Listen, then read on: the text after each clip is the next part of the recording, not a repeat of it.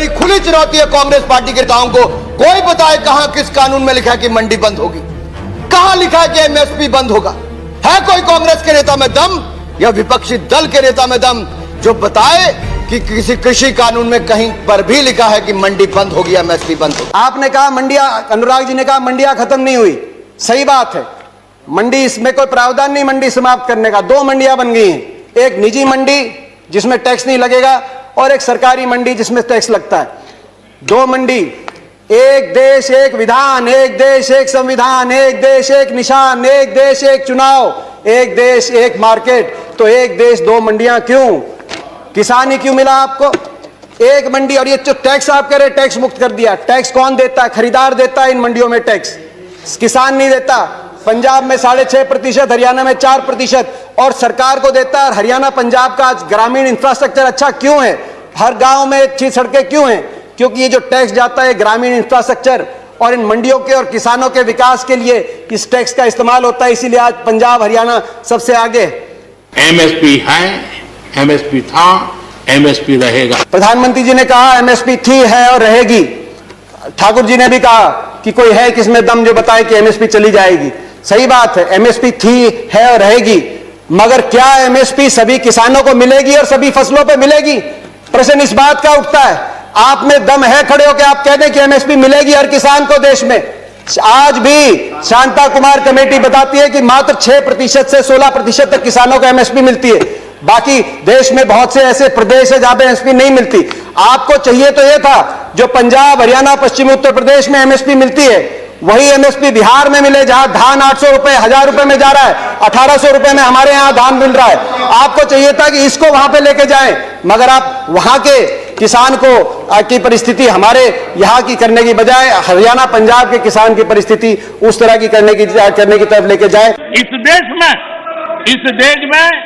माननीय अध्यक्ष जी, दहेज का कानून, दहेज के खिलाफ कानून बने, ये इस देश में कभी किसी ने मांग नहीं की थी, फिर भी देश की प्रगति के लिए कानून बना था। माननीय अध्यक्ष जी, ट्रिपल तलाक, इसके खिलाफ कानून बने, ये किसी ने मांग नहीं की थी, लेकिन प्रगतिशील समाज के लिए आवश्यक है, इसलिए कानून हमने बनाए हैं। हमारे यहाँ बाल विवाह पर रोक, किसी ने मांग नहीं की थी कानून बनाओ, फिर भी कानून बने थे, क्योंकि प्रगतिशील समाज के लिए आवश्यक होता है। कहा गया कि बिन मांगे दिया गया, और बिन मांगे बहुत से कानून दिए गए थे। बाल कानून बिन मांगे दिया गया था, दहेज कानून, ट्रिपल तलाक बिन मांगे, कई बार अच्छे कानून बिन मांगे भी दिए जाते हैं। फर्क है उनमें और इसमें फर्क है। उनमें जिस वर्ग के लिए दिया गया वो वर्ग संघर्ष और आंदोलन के रास्ते पे नहीं आया। बाल कानून लागू हुआ तो दिल्ली को बच्चों ने नहीं घेरा बाल कानून वापस लिया जाए। दहेज का कानून आया तो महिलाएं धरने पे नहीं बैठी कि हमें दहेज देना है, मगर यहां जिस वर्ग के लिए आपने दिया वो वर्ग आज आपके दरवाजे पे आया, दिल्ली के आसपास लाखों की तादाद में बैठा है। हरियाणा सरकार का कॉन्ट्रैक्ट फार्मिंग एक्ट उठाइए, और वो तो हुड्डा जी के समय पारित हुआ था। हरियाणा के अंदर 2007 में हमने कॉन्ट्रैक्ट अमेंडमेंट लाए एपीएमसी के अंदर, निजी अलाउ किया निजी कंपनियों को, मगर साथ में कानून लिख दिया कि अगर कॉन्ट्रैक्ट एमएसपी से नीचे किया जाएगा तो गैर कानूनी होगा और कानूनी कार्रवाई होगी जो लोग इस तरह का कॉन्ट्रैक्ट करते हैं। आप कह रहे हैं ज्यादा मिलेगी तो आप कर दीजिए, ये कानूनी प्रावधान देने का आप काम करें। प्राइवेट की बात करी कि आप प्राइवेट का खिलाफत कर रहे हैं, प्राइवेट की खिलाफत नहीं कर रहे। प्राइवेट आए, मगर मंडी के अंदर आने से किसने रोका प्राइवेट को? प्राइवेट मंडी के अंदर आए और एमएसपी से ज्यादा में खरीदे। कह रहे हैं बाहर भाव ज्यादा मिलेगा, विकल्प होगा, बाहर ज्यादा मिलेगा, बाहर ज्यादा भाव मिलेगा प्राइवेट में। तो आपको यह कानून बनाने में क्यों आपत्ति है कि अगर एमएसपी से कम का कोई कॉन्ट्रैक्ट होगा तो वो कानूनी बाध्य, उस पर बाध्य होगा। कान खोलकर सुन लो, ये हुड्डा कमेटी की रिपोर्ट के कारण आए। आपने कहा कि एक शरद पवार जी ने चिट्ठी लिखी थी, आपने कहा कि मुख्यमंत्रियों का समय हुड्डा कमेटी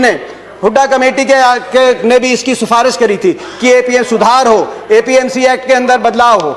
मैं बताना चाहता हूं कि हुड्डा कमेटी ने, जिस कमेटी में प्रकाश सिंह बादल जी, ममता बनर्जी जी और नीतीश कुमार जी भी सदस्य थे, उस कमेटी ने क्या सुझाव दिया था इस पे?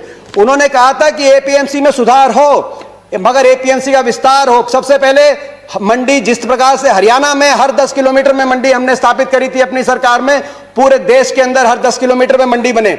दूसरा, प्राइवेट अगर आए तो मंडियों के अंदर आए, एमएसपी से ज्यादा पे खरीदें, एमएसपी से कम पे खरीदते हैं तो कानूनी कार्रवाई हो, वो ऐसी खरीदारी अलाउ ना हो।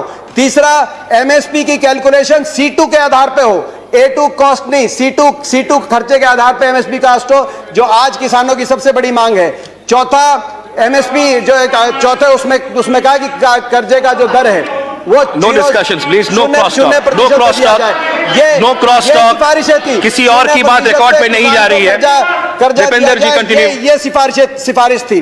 मैं किसान आंदोलन को पवित्र मानता हूं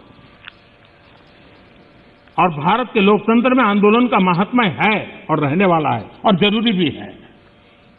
लेकिन जब आंदोलनजीवी पवित्र आंदोलन को अपने लाभ के लिए बर्बाद करने के लिए निकलते हैं, तब क्या होता है?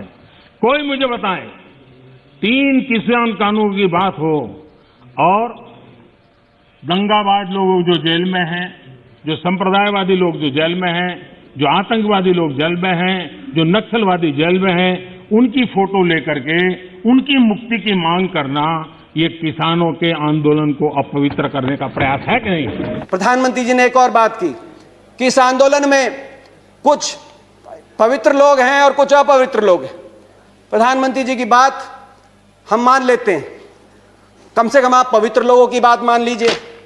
आंदोलन में जो पवित्र लोग हैं, अगर आंदोलनकारी पवित्र हैं, पवित्र भावना से अपने हक के लिए बैठे हैं, आप उनकी बात मांग लीजिए और इसकी शुरुआत आप दो कदम उठा के उसकी शुरुआत करिए। आप तुरंत, मैं मांग करता हूं, बातचीत के दरवाजे, क्योंकि आप भागे थे 11वें राउंड में बातचीत से, 12वीं बातचीत के दरवाजे खोलें।